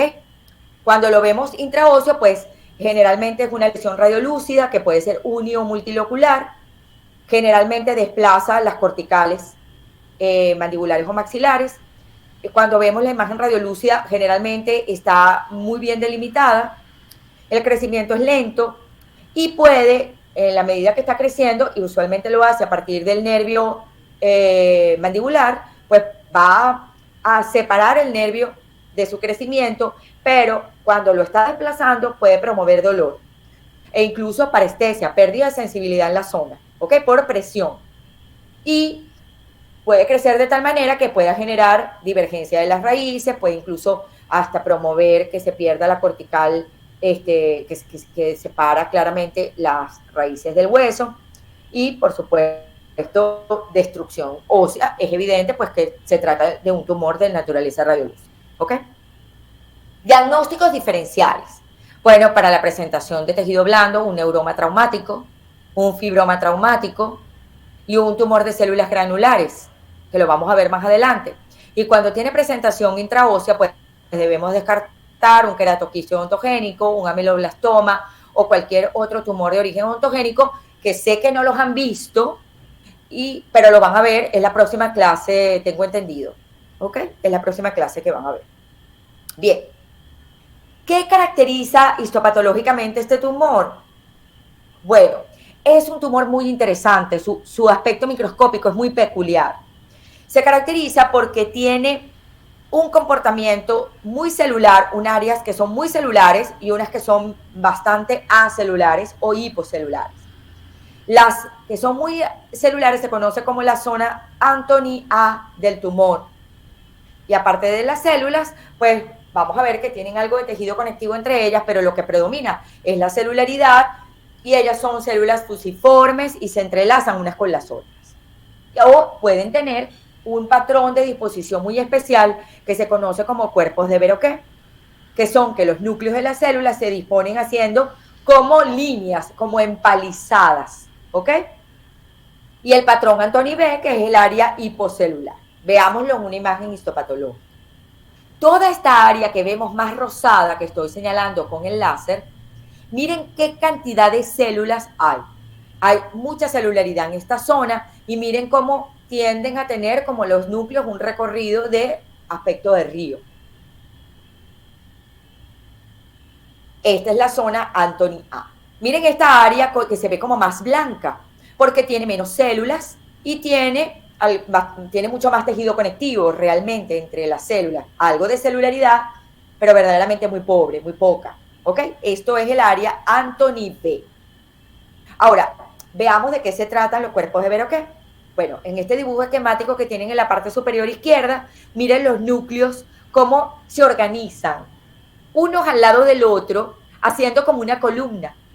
Luego hay un espacio acelular o hipocelular, y luego viene otra vez una disposición de los núcleos celulares, como uno arriba del otro, haciendo como otra línea. Esta es la disposición que se conoce como en empalizada, y es un patrón conocido como cuerpos de Verroquet, y es algo muy típico y de comportamiento exclusivo del neurilomoma o schwannoma. Hay incluso muchos libros de patología oral que dentro de sus fotos de portada siempre tienen la histopatología de este tumor, porque es una histopatología muy especial. Miren acá como también los núcleos se disponen en empalizada y formando los cuerpos de Verroquet. Y en esta área se ven como más arremolinados. Esta zona es bastante celular, sin embargo, no muestra cuerpos de Verroquet. Miren acá, esta zona es hipocelular, o sea, es una zona Anthony B, y todo lo que vemos aquí lo vemos más celular y es una zona Anthony A. Cuerpos de Verroquet aquí. Miren los núcleos cómo se disponen haciendo líneas paralelas, ¿ok? Y puede ser aquí quizás, pero el patrón más evidente en esta diapositiva es esta que ven acá, ¿ok? ¿Hacemos inmunistoquímica? No. ¿Por qué no lo hacemos? Porque el patrón microscópico es tan específico y tan especial que no hay duda de parte del patólogo por lo regular. ¿Alguien tiene una pregunta? ¿Hay una duda? Ok, bien. ¿Cuál es el tratamiento para un neurilemoma o schwannoma? Bueno, quirúrgico, es un tumor benigno que para el cirujano no representa de ninguna manera un reto. Es una lesión encapsulada que le permite de verdad eliminarla muy, muy fácilmente. Y no hay potencialidad de malignización para este tumor. Su recurrencia es verdaderamente baja. Con el tratamiento quirúrgico es más que suficiente para devolverle la salud al paciente. ¿Ok? Bien. Vamos a desarrollar ahora un tumor muy particular que se conoce como tumor de células granulosas. Es un tumor benigno raro con una predilección muy importante por la lengua. Y en un principio, más o menos por el año 1926, que fue cuando se empezó a describir por primera vez, pensaban que era un tumor que tenía su origen en células precursoras de tejido muscular.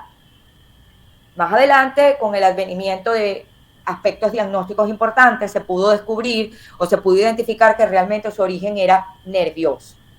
Este tumor, podríamos decir que de manera relativamente frecuente, es que en la Organización Mundial de la Salud ha introducido su nombre, su término de tumor de células granulosas. Lo hizo en el año 2005 y a partir de este año es que lo estamos llamando de esta manera. Vamos a tratar de entender la etiopatogenia y por qué ha sido un tumor controversial. Bueno, en 1926 fue descrito por primera vez por Abrikosov. Él descubre que es un tumor donde están presentes unas células raras.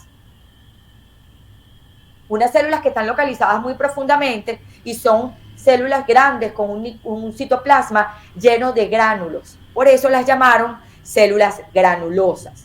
Y aquí comienza la controversia. Bueno, ¿de dónde surgen estas células de aspecto granuloso? Bueno, en un principio pensaron que eran células musculares esqueléticas, que su origen era de mioblastos. Después se dieron cuenta que no, porque cuando veían la apariencia microscópica decían, bueno, no, esto debe ser realmente otra cosa, como como el citoplasma se ve muy granuloso, pues seguramente son macrófagos de gran tamaño, que han fagocitado algún microorganismo y por eso el citoplasma se ve así. Pero luego esta teoría también fue descartada porque con la aparición del microscopio electrónico se pudieron dar cuenta a través de estudios estructurales, ultraestructurales, que realmente el origen del tumor era de las células de Schwann. Y esto es confirmado más adelante con la aparición de los estudios inmunistoquímicos, porque se comenzaron a hacer pruebas inmunistoquímicas tratando de identificar la proteína S100 en estos tumores y comenzaron a darse cuenta que se teñían de forma positiva, confirmando al 100% que es un tumor de naturaleza u origen nervioso. ¿Ok? Ahora, ¿qué genera? ¿Cuál es el elemento que hace que estas células aparezcan? Se vean gorditas, de citoplasma abundante, de aspecto granuloso. ¿Qué hace que la célula de Schwann adquiera esta forma? No se sabe. No hay realmente un consenso que explique el porqué el cambio morfológico de la célula de Schwann. Pero lo que sí está claro es que la célula de origen es ella. ¿Ok? Comportamiento epidemiológico. Afecta principalmente a mujeres adultas. Sin embargo, hay reportes en la literatura de cualquier edad. ¿Ok? Pero pareciera que hay una ligera predilección por mujeres adultas. Puede afectar el dorso de la lengua y el paladar blando, pero realmente la localización de elección es la lengua. ¿Ok? Generalmente se presenta desde el punto de vista clínico como una lesión de aspecto nodular. Vemos que crece de la profundidad y tiende a desarrollar un color ligeramente amarillento. Esto usualmente confunde al clínico y le hace sospechar que se trata de un lipoma o un tumor de tejido graso o de células adipositas o adipocitos. Generalmente no excede los 2 centímetros de tamaño y no son desplazables porque ya vamos a ver cómo el tumor realmente surge de la profundidad. No es desplazable y no lo es no porque esté creciendo infiltrativamente, sino porque el tumor está desarrollándose en la profundidad, pero sin comportamiento infiltrativo porque el tumor no es maligno. ¿Ok? Miren aquí 3 imágenes clínicas de tumores de células granulosas que se están desarrollando en la lengua, que es su zona favorita, y miren cómo distintos tamaños. Lo que sí está claro es que es una lesión que está creciendo en la submucosa y dependiendo de su tamaño, pues va a llegar a un punto en que va a desplazar la mucosa superficial de la lengua y va a ser evidente al examen clínico. ¿Ok? El color ligeramente amarillo, aquí se nota, aquí ligeramente, y entonces eso es lo que eventualmente pudiera confundir. Pero cuando se palpa y se nota a la palpación que no es tan blando, es lo que nos puede ayudar a descartar la posibilidad de un lipoma. ¿Ok? Diagnósticos diferenciales. Neurofibroma, Recordemos que hay predilección por la lengua, el lipoma, como ya lo mencioné, un fibroma traumático, un schwannoma que acabamos de ver que tiene predilección por lengua y un tumor gingival congénito de células granulares. Y en realidad esto es un diagnóstico diferencial no clínico, sino histopatológico. Ténganlo presente porque es un tumor que se puede desarrollar en la encía, en donde también pueden estar presentes células granulares. Pero la naturaleza de este tumor es distinta al que estamos estudiando ahora. ¿Ok? Que histopatológicamente vamos a ver características muy sugestivas. Y una es que el epitelio va a estar muy hiperplásico. Va a desarrollar un fenómeno que se conoce como hiperplasia pseudoepiteliomatosa. Este fenómeno histopatológico no es patognomónico este tumor. Eso significa que también lo podemos ver en otras patologías, como por ejemplo el queratoacantoma o como por ejemplo la candidiasis hiperplásica. Pero en las lesiones tumorales de la lengua, cuando se ven patrones de comportamiento epitelial como este, debe el patólogo sospechar que es un tumor de células granulosas. Porque en casos como estos, donde vemos epitelio que pareciera estar infiltrándose en el conectivo, puede confundir al patólogo y hacerlo diagnosticar de manera errónea un carcinoma oral de células escamosas. Y esto puede representar un problema grave para el paciente, porque si el patólogo reporta algo como esto, eso va a significar que probablemente a ese paciente se le haga una hemiglosectomía o una glosectomía total, dependiendo de la ubicación del tumor y de su tamaño, cuando en realidad lo que el paciente tiene es un tumor benigno. Y esto es algo que está muy reportado en la literatura. Errores diagnósticos por este comportamiento del epitelio. Pero estos errores diagnósticos suceden porque el patólogo no se centra en qué está pasando en la profundidad. Y cuando se ve en la profundidad del tumor, se observan estas células grandes de citoplasma abundante y de citoplasma granuloso. Células de aspecto poligonal, con evidentemente un citoplasma que no es homogéneo, porque tiene gránulos en su interior. Otra cosa que no ayuda al patólogo en el diagnóstico es que las células, el tumor no está encapsulado. Entonces las células tumorales granulosas están en la profundidad y muchas veces el patólogo no las ve porque están muy abajo. Y por eso les decía que generalmente desde el punto de vista clínico no se palpan tan móvil, sino que el tumor se palpa más firme o más adherido porque realmente las células tumorales están bien profundas. ¿Ok? Esto es algo muy importante. Hay patólogos que han sido demandados por pacientes que han sido tratados como una patología maligna, cuando en realidad lo que tenían era un tumor benigno, ¿ok? De origen nervioso. ¿Cuál es el tratamiento? Bueno, se debe hacer una eliminación quirúrgica profunda para poder eliminar las células granulosas que están en la submucosa y tiene que tomarse un buen margen quirúrgico para prevenir que tenga recurrencia. ¿La recurrencia es frecuente? Sí, porque es muy común que se dejen células granulosas profundas y luego siga el tumor, vuelva a crecer o prolifere nuevamente. ¿Ok? Bien. ¿Hay alguna pregunta sobre el tumor de células granulosas? ¿Alguna duda? Bien. Vamos a ver ahora un tumor de la infancia. Fíjense que hasta ahora hemos visto prácticamente tumores de adultos o adultos jóvenes. Pero este tumor es de presentación de niños, bebés recién nacidos. Y se conoce como tumor melanótico neuroectodérmico de la infancia. Es una lesión benigna congénita que deriva de células que quedan remanentes de la cresta neural. Para los que no recuerden lo que es la cresta neural, pues vamos a ver ahora una diapositiva donde vamos a recordar de qué trata. Este es un tumor donde el paciente tiene niveles elevados en orina de un ácido que se conoce como ácido vanilmandélico, que el ácido vanilmandélico es una expresión de metabolitos de las catecolaminas. Este hallazgo de tener niveles elevados de ácido vanilmandélico no es exclusivo de este tumor.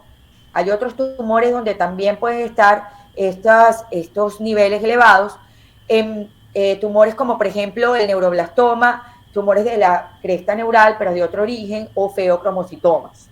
¿ok? ¿Qué es la cresta neural? Bueno, es una estructura que está presente en el desarrollo embrionario. Miren su localización aquí en la parte anterior o como frontal. Y en la cresta neural están presentes unas células embrionarias muy pluripotenciales. Son células transitorias porque ellas están aquí, pero luego van a migrar. Miren todos los tipos celulares que pueden derivar a partir de la cresta neural. Es muy pluripotencial. Puede, a partir de estas células, formarse tejido óseo, tendones, tejido conectivo, adiposo. El melanocito es una célula que deriva de la cresta neural y migra a la piel y a la mucosa oral. Entonces, el hecho de que este tumor, el tumor melanótico neuroectodérmico de la infancia, sea un tumor que se derive de restos de la cresta neural o de células que estaban presentes en la cresta neural, significa que es un tumor que tiene un comportamiento bifásico. Bifásico significa que en el tumor están proliferando dos tipos celulares al mismo tiempo, ¿ok? Y con características incluso histológicas y morfológicas diferentes. Vamos a ver el comportamiento epidemiológico y esas células de las que les hablo las vamos a ver mejor en las características histopatológicas. Desde el punto de vista epidemiológico tiene predilección por varoncitos recién nacidos. Más del 90% de los casos de este tumor se producen en la región de cabeza y cuello, muy especialmente en el maxilar, la zona anterior, en el reborde edéntulo del bebé, en la zona anterior. Es la que más frecuentemente está afectada. Y se caracteriza por un aumento de volumen muy importante, una masa firme que habitualmente está marrón, está pigmentada, porque en el tumor proliferan células que recuerdan al melanocito que migra de la cresta neural hacia la piel y las mucosas. El crecimiento de este tumor, a pesar de ser benigno, es agresivo, es rápido, es expansivo, desplaza los gérmenes dentarios que están todavía en formación en el área. Entonces eso significa que este tumor, a pesar de ser benigno, es verdaderamente muy lesivo para el bebé, porque está afectando los gérmenes dentarios, está creciendo muy rápidamente e incluso en ocasiones puede ser inoperable. Y el bebé requiere de tratamiento quimioterápico previo a realizar una cirugía porque se tiene que promover disminución de su tamaño para poderlo operar. ¿Ok? Entonces, ¿qué diagnósticos diferenciales? Vuelvo atrás para que vean lo que les mencionaba antes, que el tumor se puede ver de color marrón y es por la presencia de estas células productoras de melanina, como es el melanocito. ¿Ok? Los diagnósticos diferenciales son principalmente con tumores malignos, de comportamiento agresivo, crecimiento rápido, como el rhabdomyosarcoma, en este caso principalmente el embrionario, el sarcoma de Ewing, que es un tumor común en niños y de crecimiento rápido y que puede afectar la cavidad oral, la enfermedad de células de Langerhans, que afecta a niños. Hay un tipo de enfermedad de células de Langerhans que afecta a recién nacidos, y también hemangiomas, sobre todo por el color que puede tener la lesión. ¿Ok? Veamos la histopatología. Están proliferando dos tipos celulares. Unas células que tienen aspecto epitelioide y abundante melanina, que son estas que vemos aquí. Miren acá, aquí tenemos otras, son grandes, de aspecto como parece epitelio, células epiteliales, y en su interior, en el citoplasma, tienen pigmento melánico. ¿Ok? Y aparte de estas células grandes que están proliferando, las que se ven más oscuras, también está proliferando otro tipo celular que tiene un aspecto más alargado. Son como más fusiformes, que son las células que derivan de la cresta neural con características de neuroblastos. Recuerden que el origen es nervioso. Esto es un tumor de origen nervioso. Miren aquí, células largas, ¿ok?, que recuerdan al neuroblasto. Miren acá, células redondas que recuerdan al melanocito y están cargadas de pigmento, y otras alargadas o fusiformes que recuerdan el neuroblasto. Aquí hay células con contenido de melanina. Y todo lo que rodea a las células es tejido conectivo, y obviamente también habrán vasos sanguíneos que nutren este tumor. Es un tejido conectivo fibroso denso, es decir, tiene abundantes fibras colágenas. También hay una tendencia al tumor a que las células se disponen como formando alvéolos o huecos que recuerdan a los alvéolos pulmonares. Y esos huecos o alvéolos están separados por fibras, ¿ok? Y dentro de esos alvéolos, pues vamos a encontrar esas células que recuerdan mioblastos y otras grandes marrones que recuerdan a células que producen melanina, ¿ok? Por eso el color que vemos desde el punto de vista clínico en la lesión. Tratamiento. Eliminación quirúrgica es el tratamiento de elección. Y en aquellos casos en donde el bebé, el tumor ha crecido muy rápidamente y está comportándose de forma muy agresiva, deformante, pues está la opción que les mencioné de dar tratamiento quimioterápico para promover una disminución de su tamaño. El problema de este tumor es que a pesar de que es benigno, puede crecer de manera importante, y no solo eso, sino que además, después que lo eliminas quirúrgicamente, puede tener una alta probabilidad de recurrencia. Generalmente, después que se opera, dentro de las primeras 4 semanas, es un momento agónico para los padres y para el cirujano, porque eso es un momento crítico en el que hay una probabilidad de recidiva. Y durante todo lo que es el primer año de nucleación, se ve un 15% de probabilidad de que el tumor vuelva a aparecer en el bebé. Entonces, estamos frente a un tumor que, aunque es benigno, el comportamiento, pues, no es bueno, ¿ok? Y, por ende, el tratamiento tiene que ir en función del comportamiento del tumor. El tratamiento también debe ser de naturaleza agresiva, ¿ok? Bien. Y bueno, ya para finalizar, hemos llegado a la versión maligna de tumores de origen nervioso, que es el sarcoma neurogénico. Este es un tumor maligno que puede desarrollarse o como un tumor nuevo ya maligno, o puede ser el resultado de la transformación maligna de un neurofibroma en un paciente con una neurofibromatosis tipo 1 o de von Recklinghausen.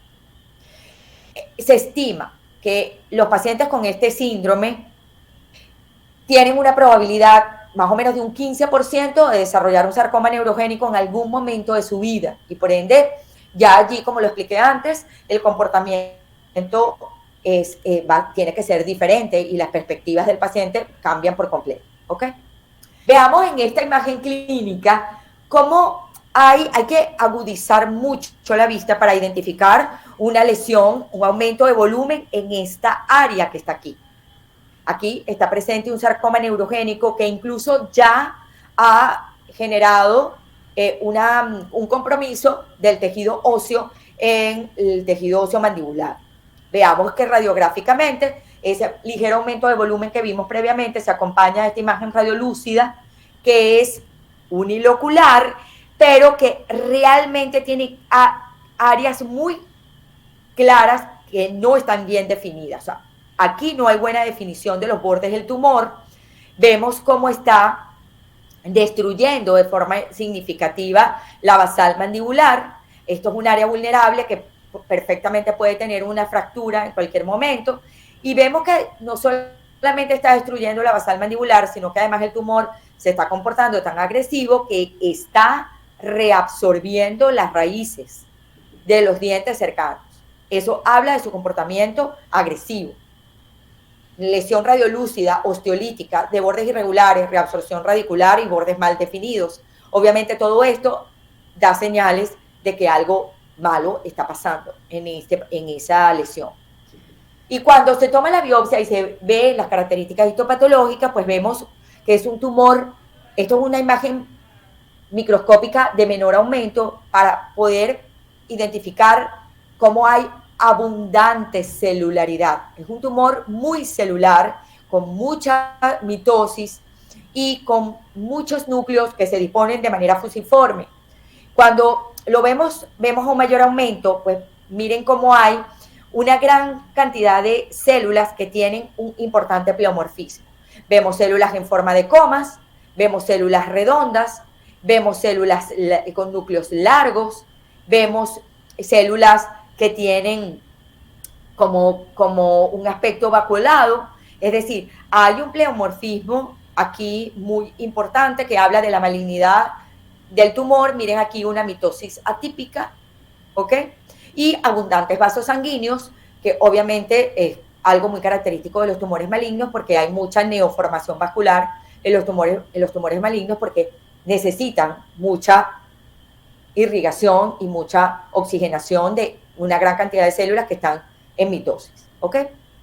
El tratamiento es quirúrgico, siempre se busca la cirugía, debe ser una cirugía amplia, seguramente si está involucrado la mandíbula o el maxilar, debe realizarse una mandibulectomía, y esto es un tumor que tiene una gran probabilidad de recurrencia local, y mientras aumenta la recurrencia, pues aumenta seguramente el grado de malignidad, y la probabilidad de metástasis es muy alta a pulmón, estamos hablando de un 40 o 50%, y también metástasis hematógena de un 50%. Esto es un porcentaje muy, muy alto, y eso significa que las probabilidades de vida de este paciente están verdaderamente reducidas, porque pacientes que desarrollan metástasis sabemos que inmediatamente ya su pronóstico de vida está comprometido, ¿ok? Cuando se trata, lo dije ya previamente, el compromiso de los huesos maxilares, pues entonces se debe realizar mandibulectomía. Esto es un tumor radioresistente, es decir, que no se debe indicar radioterapia porque no le va a hacer ningún efecto coadyuvante en el manejo oncológico del caso.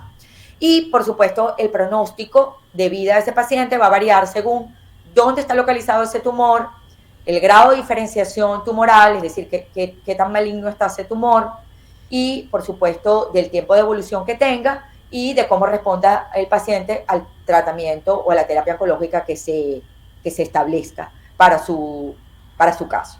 ¿Ok? Bueno, con esto hemos culminado y pues me gustaría saber si hay preguntas. Voy a dejar de compartir para poder ver el chat. Si alguien quiere preguntar algo, también puede activar su micrófono. Buenas. Permiso, doctora, ¿puedo hacer una preguntita? Por supuesto que sí, Dailuz, dígame.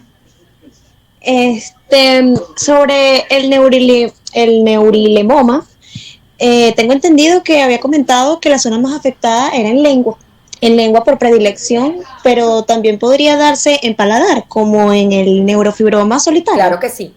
Un neurilemoma o schwannoma, como también se llama, puede aparecer en cualquier zona de la cavidad oral, pero claro, su zona así como de preferencia es la lengua, pero puede aparecer en cualquier zona. Okay. Y paladar es común también. Ok, perfecto. ¿Okay? También, perfecto, gracias. Siempre a la orden. ¿Hay alguna otra pregunta? ¿Alguna duda? Bueno, veo que no. Les voy a compartir por acá por el chat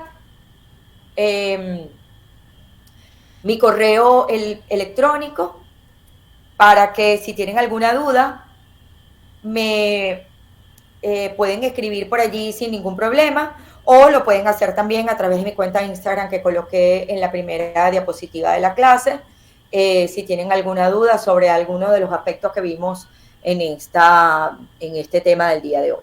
¿Ok? Si no hay preguntas, entonces, bueno, nos despedimos y les deseo una feliz noche. Muchísimas gracias, doctora. Descansen.